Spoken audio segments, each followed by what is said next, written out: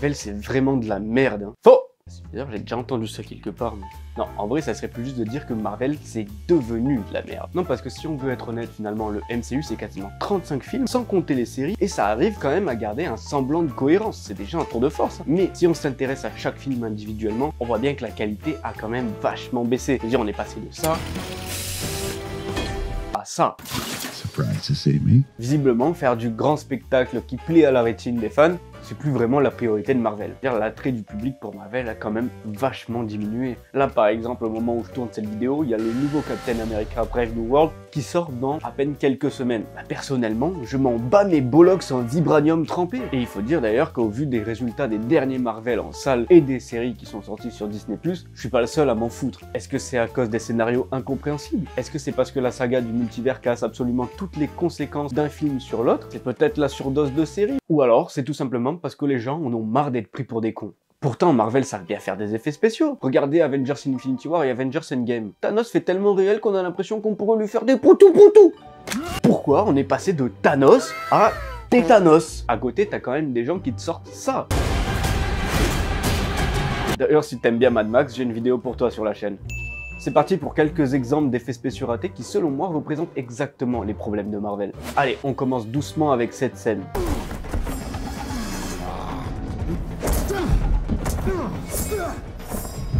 On est d'accord que ça ressemble à une vieille cinématique de jeu vidéo et pas un jeu PS5. Non, non, non, là on est plutôt sur un jeu génération PS3. Pourtant, le film sort en 2018. La même année, il y a Ready Player One. Chez la concurrence, il y a Aquaman. Alors oui, il est pas parfait, mais quand même, faire tout le film en effets spéciaux sous l'eau comme ça, déjà plus impressionnant. Et allez, même si on reste chez Marvel, la même année, il y a Avengers Infinity War, avec son Thanos plus réaliste que mon objectif d'atteindre les 1000 abonnés cette année. Sauf si vous m'aidez.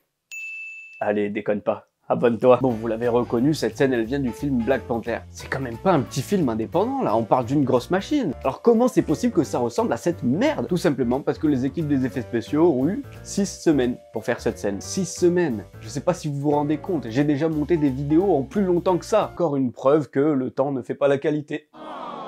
C'est mauvais! 6 semaines, c'est clairement pas assez longtemps pour faire un rendu d'effets spéciaux de qualité. On est d'accord. Mais si seulement il y avait que ça qui allait pas dans cette scène. Allez, on va jouer à un jeu. Regardez cette image et dites-moi ce qui va pas. C'est super plat, vous trouvez pas? Deux mecs habillés en noir sur un fond noir dans un parking ou sur une route. En plus, le reflet de la lumière sur les costumes ne correspond pas du tout à l'éclairage de la scène. Personnellement, c'est le genre de chose qui me sort totalement d'une scène parce que tu vois que tout est faux. C'est super dommage pour le final d'un film aussi bon que Black Panther. Parce que oui, Black Panther est un bon film, ce qui n'est pas le cas du prochain film.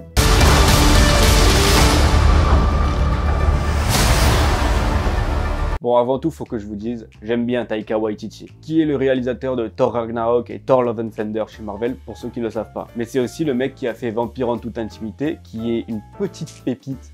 Vraiment, allez voir ça, c'est génial. Mais là, y a rien qui va. Et c'est clairement pas les effets spéciaux qui vont sauver ce film éclaté du cul. Dégueulasse. Raté. Oh, j'ai failli vomir. Et le pire, c'est que Taika Waititi, lui, ça le fait rire de prendre le spectateur pour un con. C'est marrant, j'ai fait un film, il est nul et en plus il est moche. Et malgré ses effets spéciaux des années 2010, le film est récent. Bah ouais, il sort en 2022. Et le budget, 250 millions de dollars pour ça. Narmol.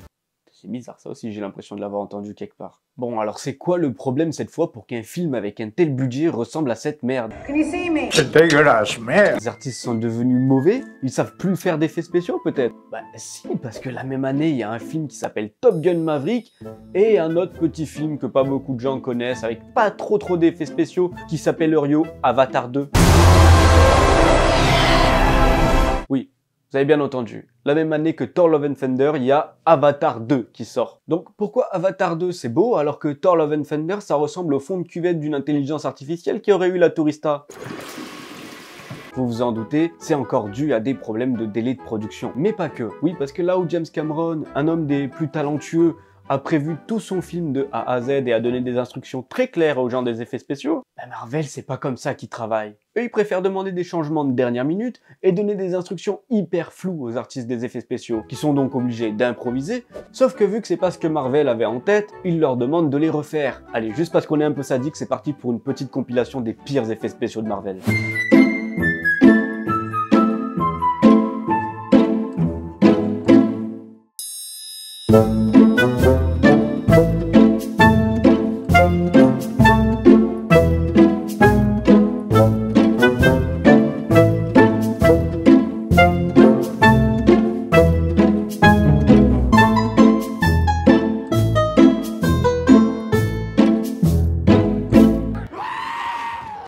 ça donne le tournis, hein.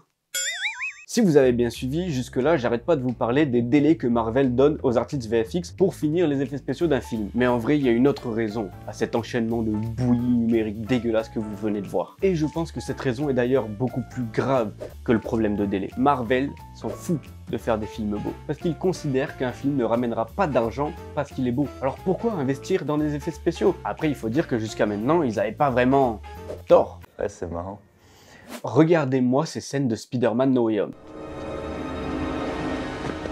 Vous trouvez ça beau, vous? On dirait que ça a été tourné à l'iPhone. Et pas les derniers, non, là on est plutôt sur génération iPhone 6. Pourtant, ce film est quand même un des plus gros succès de tous les temps. Tiens d'ailleurs, vous avez une idée de pourquoi ce film est aussi moche? Oui bon d'accord, les délais de production et le fait que Marvel s'en fout, ça c'est une chose. Mais il y a une autre raison à pourquoi ce film est aussi dégueulasse. Pour que vous compreniez, il faut d'abord que je vous explique quelque chose. Alors je suis pas un spécialiste des effets spéciaux, mais je suis un passionné de cinéma qui s'intéresse un peu à ce milieu. Et surtout, je suis un vidéaste. Et malgré mon faible niveau, il m'est arrivé de faire des vidéos où je voulais mettre des effets spéciaux dedans. Sauf que je me suis vite retrouvé nique parce que j'avais pas prévu le coup. Oui, parce que pour ceux qui n'ont jamais fait de vidéo, il faut que vous sachiez que les effets spéciaux, ça se prévoit avant. Parce que si vous voulez un effet réaliste sur un objet rendu numériquement, il faut que vous ayez pensé la lumière. Il faut que vous ayez pensé le décor et la façon de filmer cet objet. Sinon, les artistes VFX n'ont aucune base pour travailler. Ils sont obligés de s'adapter pour répondre à la fois aux demandes des studios et à la fois à ce qu'il est possible de faire avec les images qui leur ont été données. Et c'est pas 6 pauvres malheureuses semaines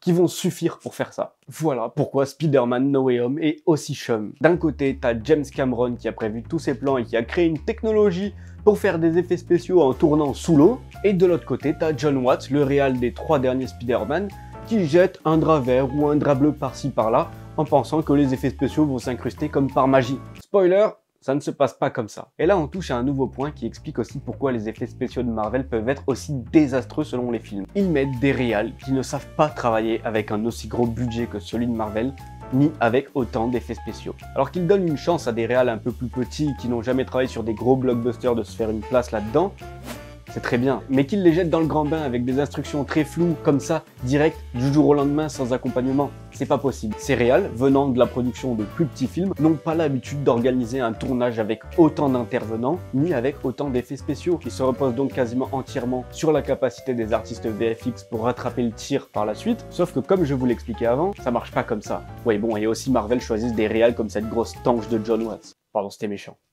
Mais John Watts quand même, quelle grosse Heureusement, pour avoir une note un petit peu plus optimiste quand même dans cette vidéo, avec les échecs récents de She-Hulk et de Ant-Man Quantumania, Marvel a l'air d'avoir au moins un peu compris les demandes des fans. Du coup, Disney dégage sa responsable des effets spéciaux Victoria Alonso et décale, modifie, voire annule certains programmes pour faire plus de qualité. Il y a même un film qui est censé redistribuer toutes les cartes chez Marvel. Je vous parle du Marvel Jesus, j'ai nommé Deadpool et Wolverine.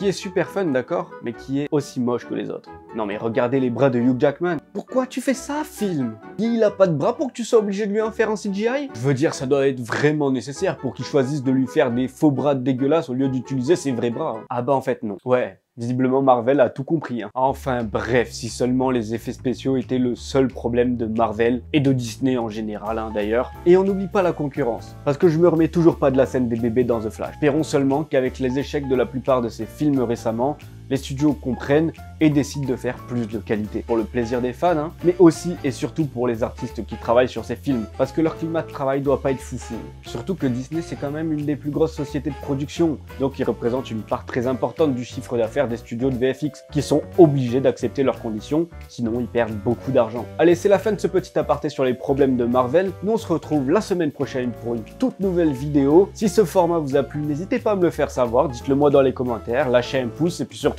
abonnez-vous, ça me ferait super plaisir. C'était Malpi, je vous aime putain. C'est quoi mon problème moi? On dirait que je réutilise des trucs qui ont déjà été faits en mieux avant, en espérant que les gens ne remarquent pas. Putain, c'est ça le problème de Marvel.